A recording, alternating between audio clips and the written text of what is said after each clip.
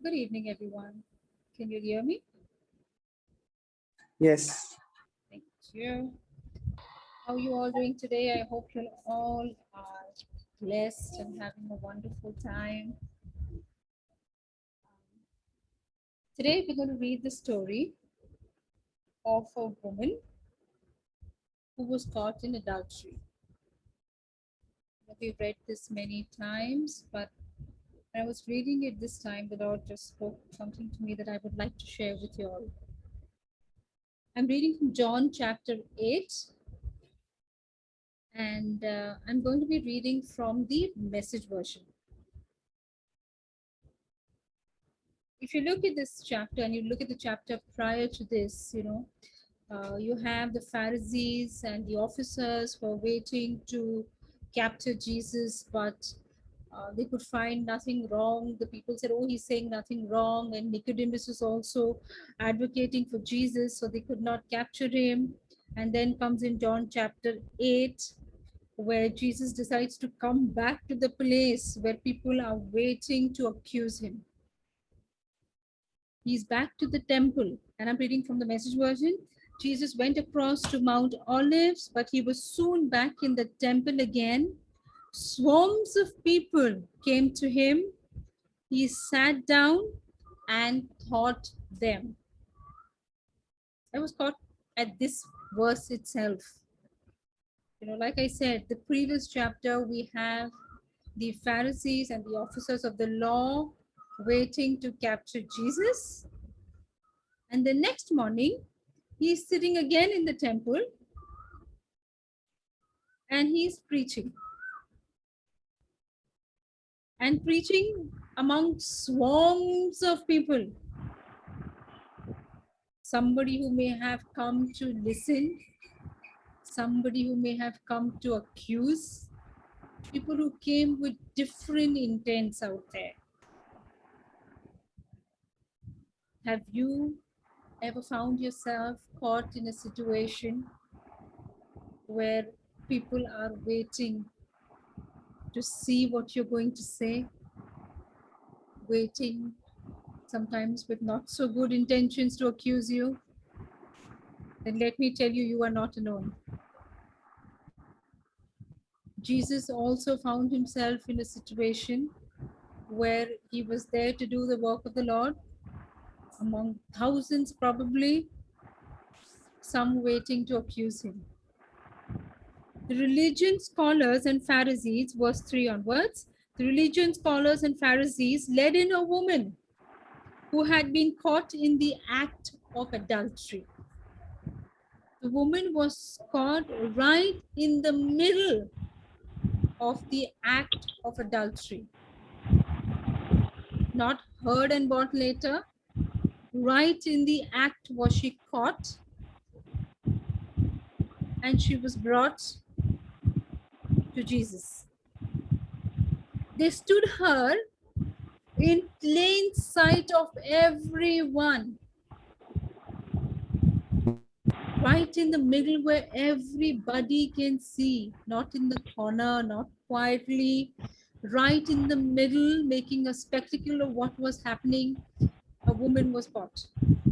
They stood her there and they said, "Teacher, this woman was caught red-handed in the act of adultery. Moses in the law gives orders to stone such persons. What do you say?"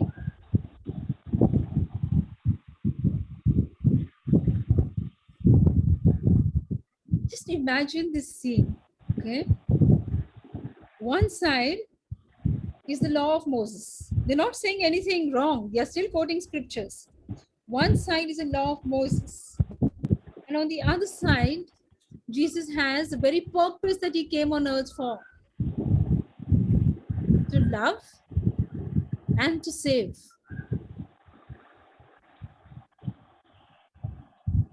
Neither was wrong. I mean, they were not wrong in quoting the law of Moses because that is what they were taught. That is what they were brought up with. That is what their scriptures told them.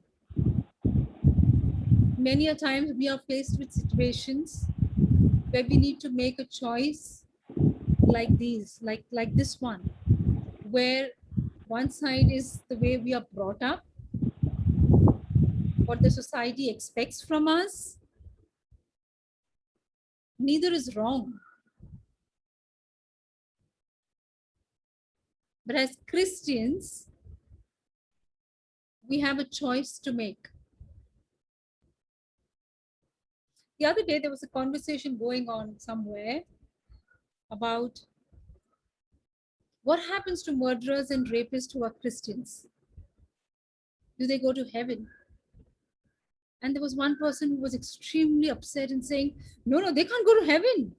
So what if they are Christians? But they look what they've done, look what damage they've done, and was like upset and angry about it. She was not wrong. I mean, her anger is completely understandable. But as Christians, we are told,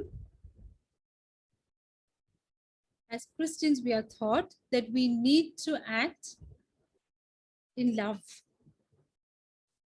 And the Bible says anybody who calls on his name will go to heaven.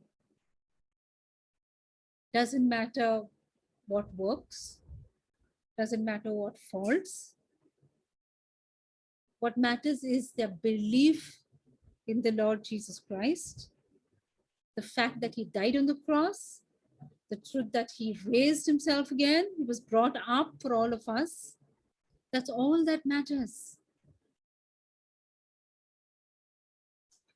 Here is a choice in this chapter 8, a choice between law, which says we need to stone the woman, and between the very purpose of Jesus coming on earth, which is to love. And they asked him, teacher, what do you say? And they were trying to trap him into saying something incriminating so they could bring charges upon him. Either way, whatever Jesus would have said at this point of time, if you would have said, oh, yes, you should stone him, they would say, oh my God, what is he saying? You are talking about love. And if he wouldn't, he would be despised for having broken the law. Either ways, he was trapped.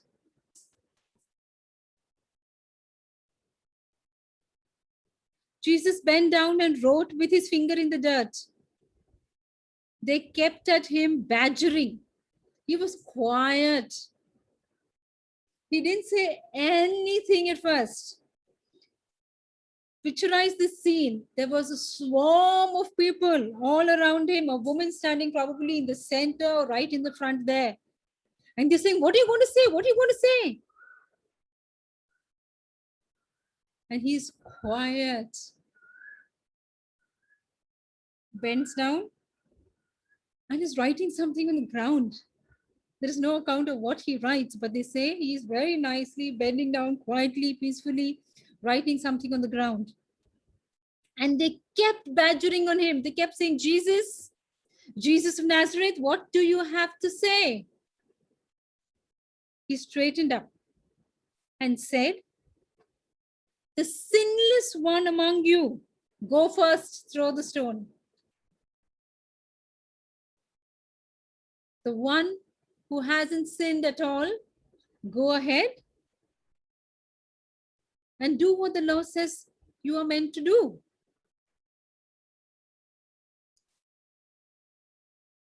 Hearing that, they walked away one after another. Another version says they walked away from the oldest one first. The ones who were the most experienced, the most learned, the most looked up to were the ones who walked away first. One by one, they all left. Now the woman is still there, okay?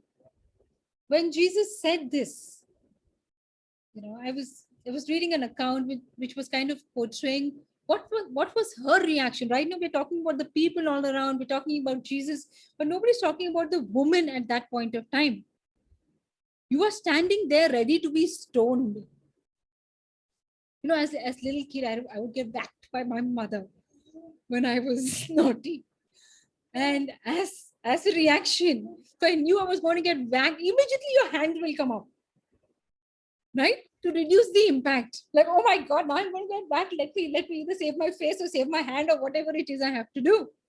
And that account that I was reading was actually portraying this woman standing there, probably with her hands up, with her head face down, because she knew I am caught in the act, and the law, it is written, says that I am going to be stoned, and she was prepared for it. So she probably was sitting there all ready, waiting for that first hit. But what she must have heard instead was simply stones falling to the ground as each one decided to walk away. And she must have been thinking, what happened?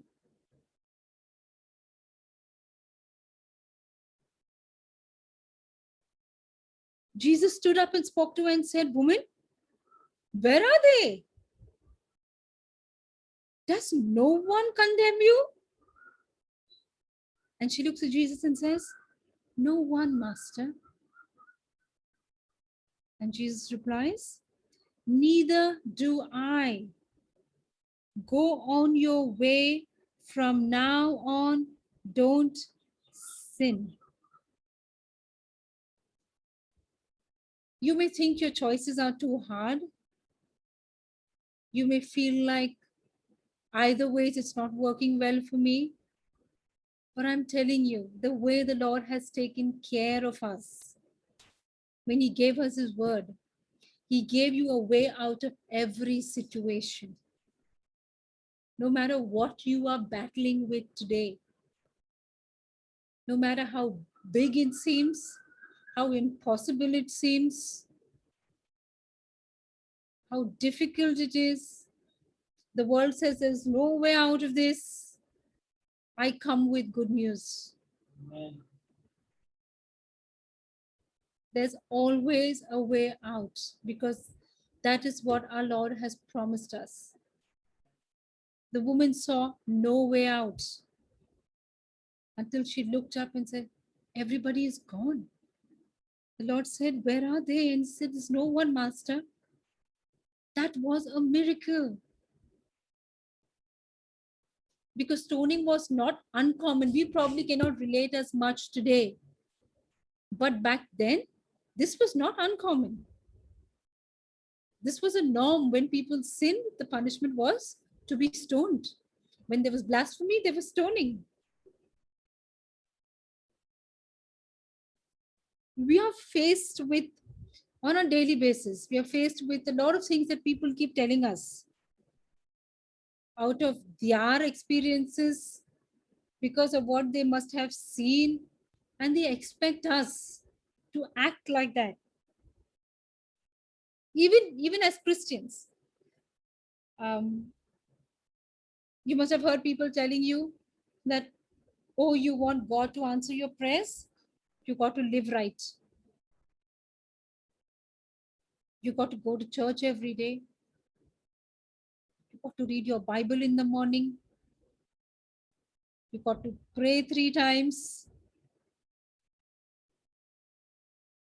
There are rules that people put on us.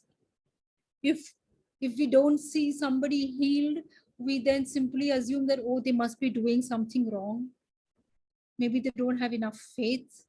Maybe they didn't pray right. Maybe they sinned at some point of time, so Jesus is not answering their prayers. The story of the woman in adultery is a good example of, even though she didn't deserve it,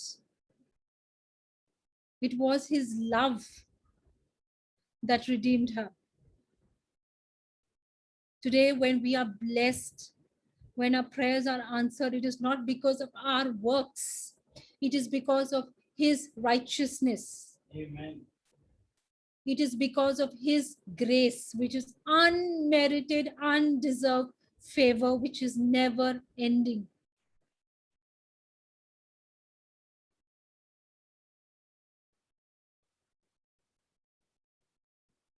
I've heard people say that, God has already decided, let him take his path. You don't have to do anything. You just have to be there.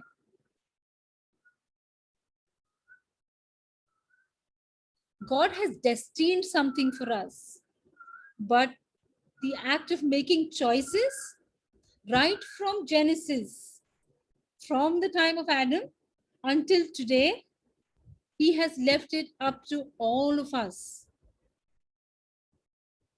When he made Adam, he told him, you shall not eat of the fruit of good and evil. You shall not eat of the tree of good and evil. That was a choice Adam had to make. He told him what had to be done, but whether to do it or not was up to Adam. Even today, he doesn't want a bunch of robots. He lets us make our choices. There was a storm. Peter was scared. He said, Peter, come. Peter had to make the choice of taking that step and walking on water. God didn't pull him like magnetic effect.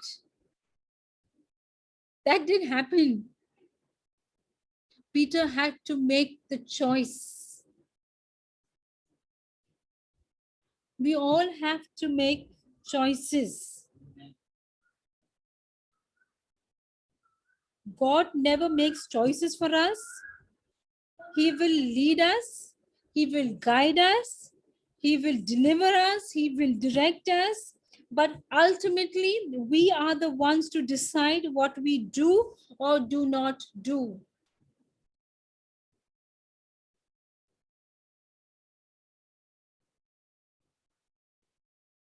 God's love keeps us from receiving the punishment and death that we deserve.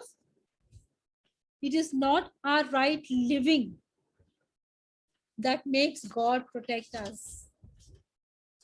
Just imagine for a moment. Maybe a couple of years down the line, Chrisanne will go to college. Okay? She will. Not maybe. She will go to college. Okay? And as parents, Alice and I will take care of everything she needs. Her fees are paid. College admission is done. Everything is planned. All Chrisanne needs to do is go to college and study. If she doesn't do that, what good is all the preparation that Alice and I have done? What good are the fees that have that been paid? What good are the plans for the future if she chooses not to go to college?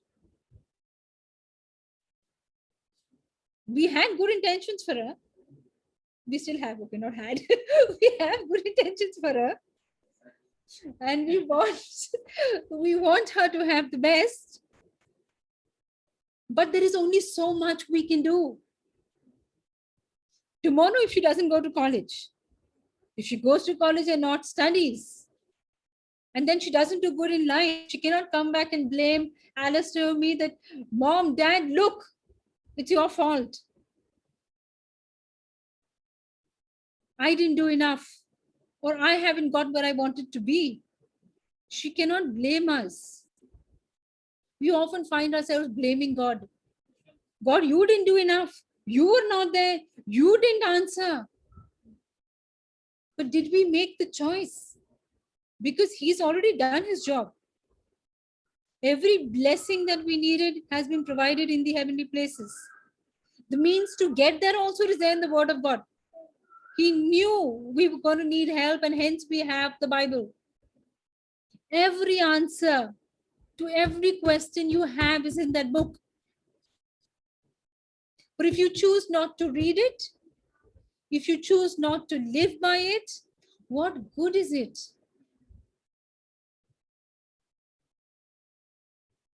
God finished all He needed to do for us when Jesus died on the cross for the sins of the world and redeemed man, brought him back to God. He did his part. It is up to each man and woman to choose to obey God's instruction and live blessed, or to suffer the curse and die. The choice now is ours. It is not God's. He is waiting like the prodigal father. You are lost, no problem. You come back, he's still there. He's not going anywhere. You're never going to miss the bus. The world tells you, oh, you missed the bus. Oh, you're too late to do this now. Oh, you're too old to study. Oh, you're too old to start a career. With Jesus, you are never late. He is always waiting for you. Let's look at Ephesians chapter 2. Ephesians chapter 2, verses 7 onwards from the Message version. It says, now God has us where he wants us. God has you and me where he wants you and me to be. Do you feel like you are in the wrong place? Maybe in the wrong family? Maybe in the wrong workplace? Maybe with the wrong people? I'm telling you no. Because the word of God says no. He has placed you where he wants you to be. And he's placed you there with a purpose. I found myself many a times in the past wondering, why am I here? And I found peace in seeking God and understanding his purpose of me being there. Sometimes you are there to encourage somebody. Sometimes you are there to save somebody. Sometimes he will take you out like Joseph. You are not where you are by accident. He has placed you there with a purpose. Now God has us where he wants us, with all the time in this world and the next, to shower grace and kindness upon us in Christ Jesus. You may feel out of place, you may feel burdened, but he has already showered upon you everything that you need. You have to make the choice to receive it and to walk in it. Choices are not one-time big choices that we need to make. Like on the 7th day of the 11th month of so-and-so year. No. Choices are something we are faced with on an everyday basis. The choice to walk in love when you may not feel like it. The choice to be kind when the situation says, oh God, he was so mean to me. I have no reason to love this person. You are faced with a choice to be Christ-like. Not because of what people deserve, it's because you are a Christian, Christ-like. Saving is all his idea and all his work. I love this. You are placed there with a purpose of saving and being saved. That was his idea, and that was his work, and still is and will continue to be.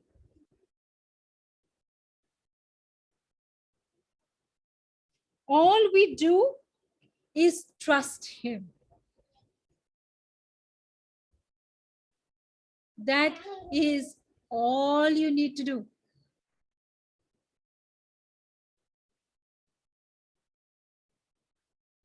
And it continues to say in the Message version, trust him enough to let him do it. Let him show his grace. Let him show his kindness. Let him work his plan in your life. The waiting is very difficult because we want to do our thing.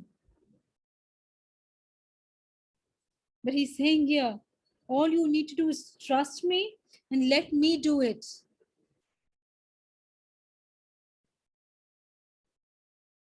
It's God's gift from start to finish. Amen. It's a gift. Nobody gives you a gift and then says, Rosie, pay for it.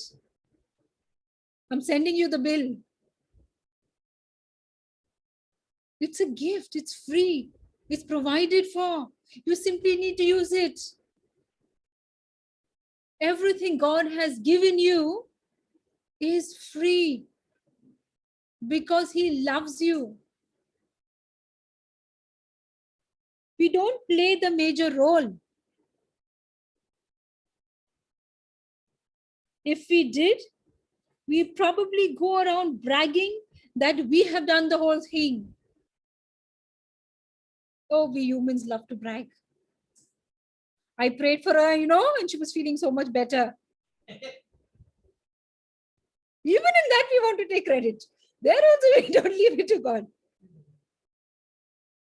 It's nothing that we do. We are merely vessels, and he does the job.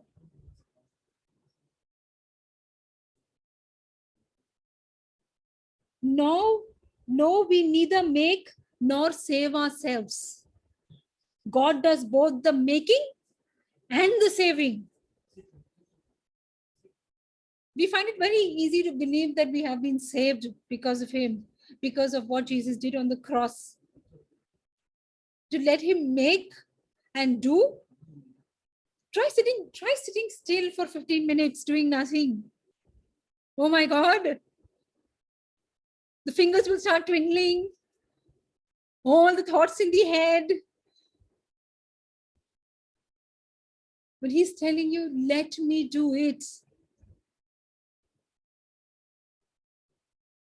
He creates each of us by Christ Jesus to join him in the work he does. I love this part. You need to join him in the work he does. Don't ask him to simply come to your level and agree with what you are doing. Because then it is your plan, not his plan.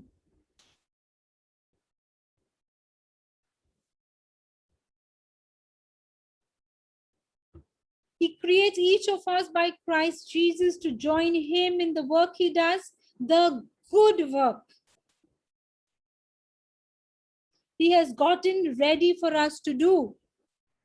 The good work he has gotten ready for us to do.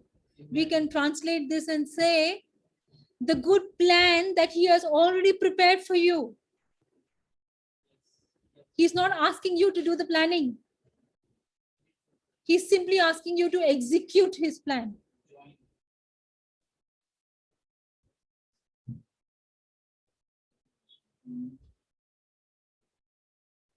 To do the work he had better be doing. He's simply saying that we often decide everything and so then get down to pray and say, Lord, this is what I have decided. Please bless it. He's saying, why not ask and say, Lord, what is it that you have planned for me? Because it is already prepared. Let's look at Deuteronomy. Deuteronomy chapter 30, verse 19 onwards. And I'm reading from the NLT. Today, I have given you the choice.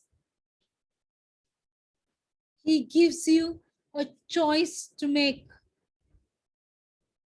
between life and death, between blessings and curses. Now I call on heaven and earth to witness the choice you make. He's okay with whatever you choose. He's not going to force you.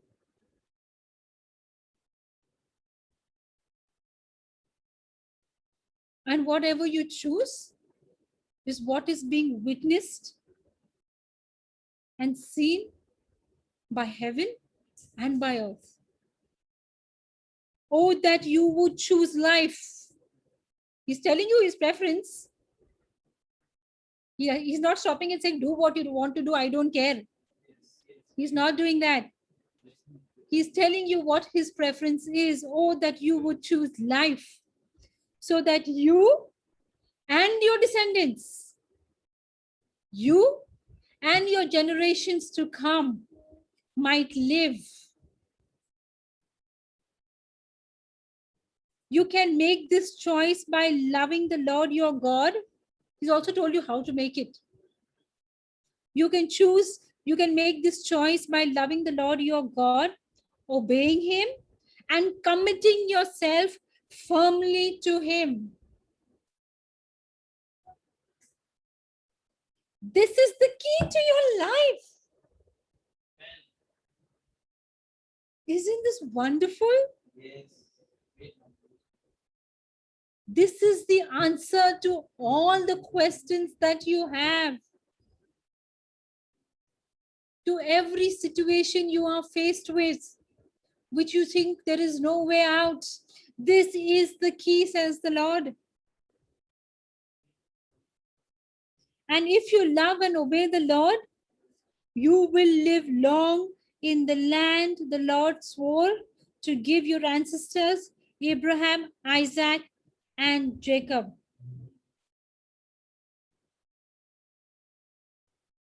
So if you're wondering why you're not getting healed, why you're not prospering, why you're not getting all the benefits that the Bible is listing, maybe it's time to sit and think, what is the choice that we're all making?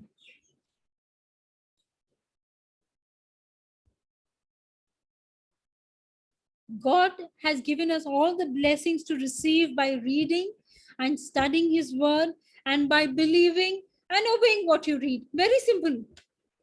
There is no complex formula over here. You read, you ponder, you spend time with the word, and you do what is written. It's like an instruction manual when you buy something and you need to set up a new electronic device that you bring home. What do? You open the manual. Step 1, step 2, step 3, done. And that is what he's saying. He's saying, I've given you a manual, you read, you understand it, and you do it. Nothing complicated about it. However, the difference is, opening an electronic device, it's probably a 10-15 minute job, open and done. But obeying God's word is a process that continues every day. You don't wake up one morning and says, today I want that key, so I'm going to open the Bible and I'm going to read it and I'm going to do what it says. And then in the evening you shut it and it goes into the shelf collecting dust. It is a process that continues every day. Amen.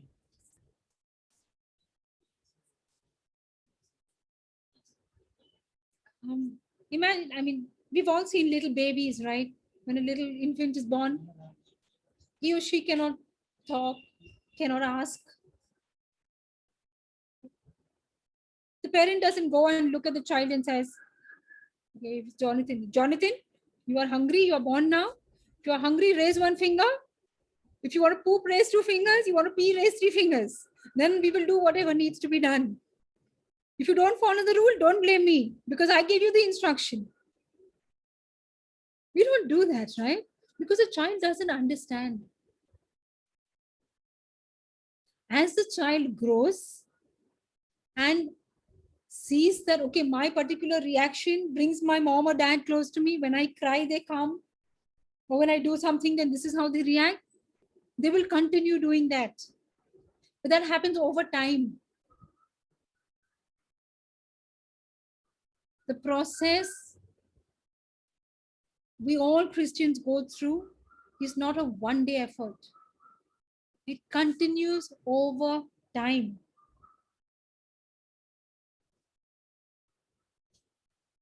As believers, we have the freedom to make a choice, which is a privilege given only to those who believe in Him. We take this choice very loosely, I would say. Like, no matter what, now, God is there, I know. He said He will never leave me nor forsake me. But we don't realize what a big opportunity we have been blessed with to receive whatever we want. But we take it for granted because it comes free. We didn't pay the price. We didn't hang on the cross. We weren't scourged and lashed. We got it free. But what we all have is a privilege, the Platinum Club membership. Don't take it lightly. We are created in the likeness of God. Only we humans got that privilege to be like God. Not any of the other creations, just us.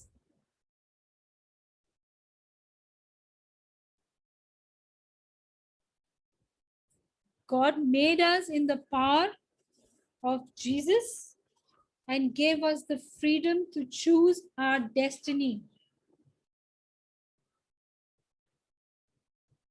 Let's look at Philippians chapter 4. Philippians chapter 4, verse 8 in the Message version. Summing it all up, friends, I'd say you'll do your best by filling your mind and meditating on the things true, noble, reputable, authentic, compelling, gracious, the best, not the worst,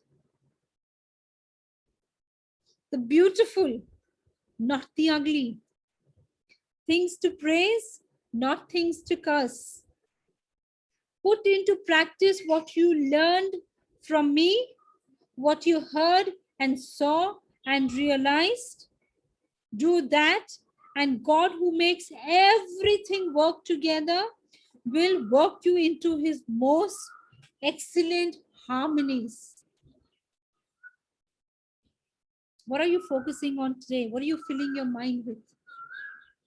Because to fit into God's plan, your focus needs to be right. Your focus needs to be what is reputable, what is good, what is gracious, what brings praise to God.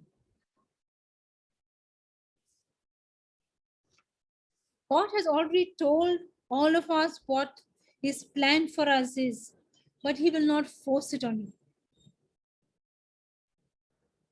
He will never force it on you. Our mind is often dominated by worry, fear, care, and what is happening around us and what will happen next, because it is unseen. The Lord is saying, focus on my blessings, focus on my word, because I've already taken care of everything for you. That is not your worry. You're worrying about the wrong things.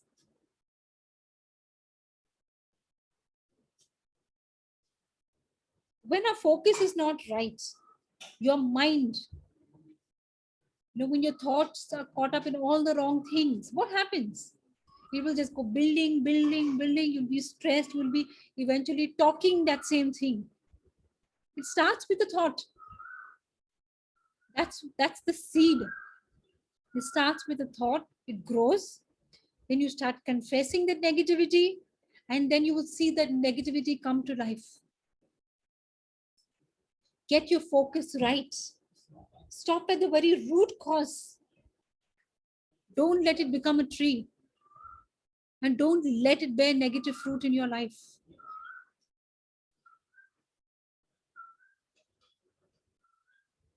John 8, verse 31-32 in the NLT says, "You are truly my disciples if you remain faithful to my teachings, and you will know the truth, and the truth will set you free."